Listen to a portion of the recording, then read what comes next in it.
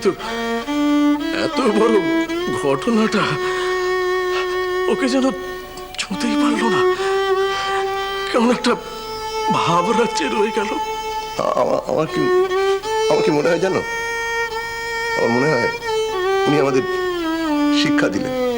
হ্যাঁ, উনি বুঝিয়ে দিলেন যে জন্ম, মৃত্যু এগুলো সব লৌকিক ক্রিয়া। লৌকিক। জন্ম মৃত্যু একটা জাগতিক বন্ধন, অনিত্য। কিন্তু এর বাইরে আত্মার বোধ, সে মায়া রহিত, নিত্য।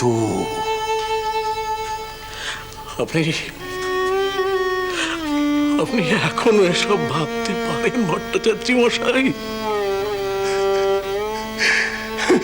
পারি বা না পারি, এটাই তো সত্য। এটাই তো ঘটনা। একজন পুত্র হারা, দুই পুত্র হারা জনক। কোনো কাজ কি রদ হচ্ছে? কোনো কিছু আটকাচ্ছে কি? মনে চলছিল তেমনি তো চলছে ভট্টাচার্য মশাই।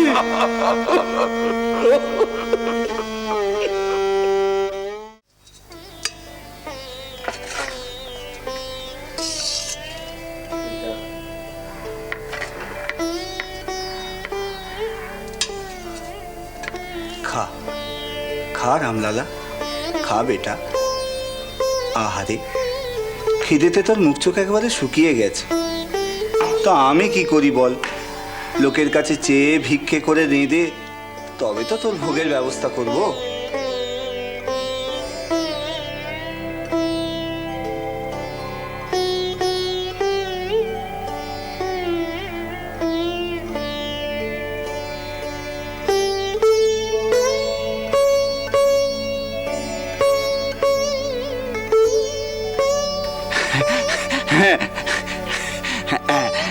এবার এবার খেয়ে নে। আমি খাবো না। কেন রে? আমি লাড্ডু খাবো। এই দেখো, এখন লাড্ডু কোথায় পাই বলো দেখি? মহা মুশকিল। আচ্ছা আচ্ছা, সে হবে খন। ও বেলা দোকান টোকান খুঁজে গিয়ে নিয়ে আসবো। এখন এই বেলা এগুলো খা। তুই না খেলে আমি যে খেতে পারবো না বাবা। খিদেতে আমার কষ্ট হয় না বুঝি? খেয়ে নে, এগুলো খেয়ে নে। অমন বায়না করতে নেই, খেয়ে নে বাবা, খেয়ে নে সোনা। অমন বায়না করতে নেই। তাহলে আমার নদীর ধারে বেড়াতে নিয়ে চলো। নদীর ধারে এই দুপুরবেলা রোদে পুরবি বলে? সন্ধেবেলা নিয়ে যাব। এখন খেয়ে নে। হ্যাঁ রে, আমি খাইয়ে দেবো। হ্যাঁ। लक्ष्मी ছে, मेरा प्यारा बेटा, मेरा लाला। নে খা, খা বেটা, খা, আস্তে আস্তে খা। লক্ষ্মী ছে, লক্ষ্মী ছে। দেখ, তুই যদি না খাস, খা, আস্তে আস্তে খা। তাহলে আমার কি মন মানে? নে নে, এনে আস্তে আস্তে খা। ভালো হয়েছে না? ভালো লাগছে না? খা খা, পেট ভরে খা। আমি আর খাবো না। কেন রে? আমার পেট ভরে গেছে। ভারী বায়না তো তোর। আমার বেড়াতে নিয়ে চলো। এই, এক তুলে আছাড় মারবো। এখানে আয়, আয় এখানে বস, বস, একদম চুপ করে বস।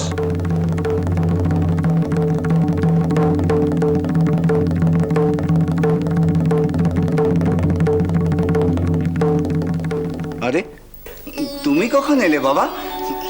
এই দেখো না, ঠাকুরকে ভোগ দিচ্ছিল, ভোগ দিয়ে পুজো করছিল।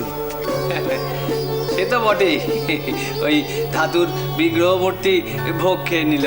ওই থালার অর্ধেক ভোগ তো চেটেপুটে খেয়েই নিল ওই বিগ্রহ। হ্যাঁ, আমার সঙ্গে অমন এমন কসরত করছো কেন গো বাবা? হ্যাঁ, আমি তো তোমার রামলালাকে অনেক আগে থেকেই চিনে নিয়েছি। ও বাবা, আমার মাও অমনি নেমে আসে গো, আমার হাত থেকে চেটে পুটে ভোগ খায়। চেটে পুটে ভোগ খায় তো। আর ওই ওই পায়েসের ওপর না আমার মায়ের এমন নোলা, একবার তো আমার আঙুলে দাঁত বসিয়ে দিয়েছিল। তা তুমি এখন এখান থেকে সরে পড়ো তো। ও তুমি থাকলেও আমার রামলালা আসবে না। কেন আসবে না গো? কেন আসবে না? ওই তুমি এমন খ্যাক করে উঠলে সেই জন্য তো বাচ্চা ভয় পেয়ে পালিয়ে গেল। ভয় পাবে কেন? ও আমাদের বাপ বেটাতে ওরকম হয়। তাছাড়া বাচ্চা তো, রাম ভগবান হলে কি হবে, শিশুরূপে আসে। আর সব বাচ্চারাই একরকম, বায়না তাদের থাকবেই। সত্যি গো, আমার উপর মায়ের কত কৃপা গো। ওই কৃপা না থাকলে তোমাদের দুজনকে একসঙ্গে এখানে টেনে আনতো গো। আসলে কি জানো, তুমি তো বাৎসল্য রসে ভিজে একবারে জব জব করছো। সেই জন্যে ভগবান শ্রী রামচন্দ্রকে তুমি সন্তান রূপে ভজনা করো। আর তাই তো উনি রামলালা রূপে তোমার কাছে ধরা দিয়েছেন গো, তোমার কাছে ধরা দিয়েছেন। ও, তোমার এই বকবাস বন্ধ করবে? তুমি এখন যাও তো, যাও তো, আমার রামলালা খাওয়ার সময় নষ্ট করো না।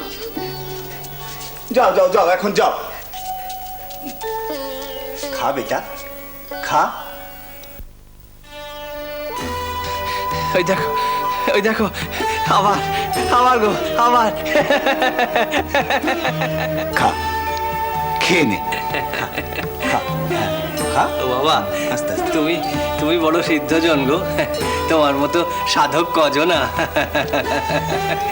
কি ঠাকুর, কেমন ফাঁদ পেতে টেনে এনেছি বলো? হ্যাঁ, একে বলে বাৎসল্য রসের ফাঁদ। আমার মনেও ওরকম ভাব আসে। তবে তোমার যেমন ওই বাপের বোধ, আমার তেমন নয়। আমার হচ্ছে মায়ের ভাব।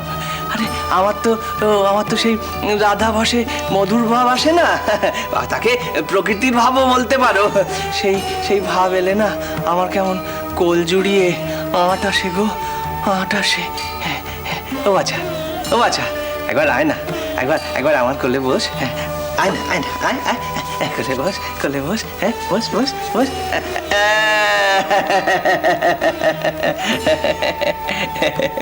বারে বড় খেলা তো, এক পলকে ওর বাধ্য হয়ে পড়লি। ওই সাধুটা আমাকে কেমন হিংসে করতে দেখেছিস?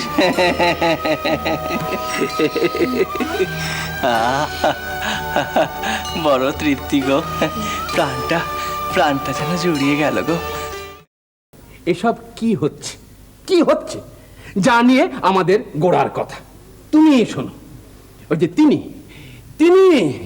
ইদানিং যা শুরু করেছেন সেসব আজগুবি নয়।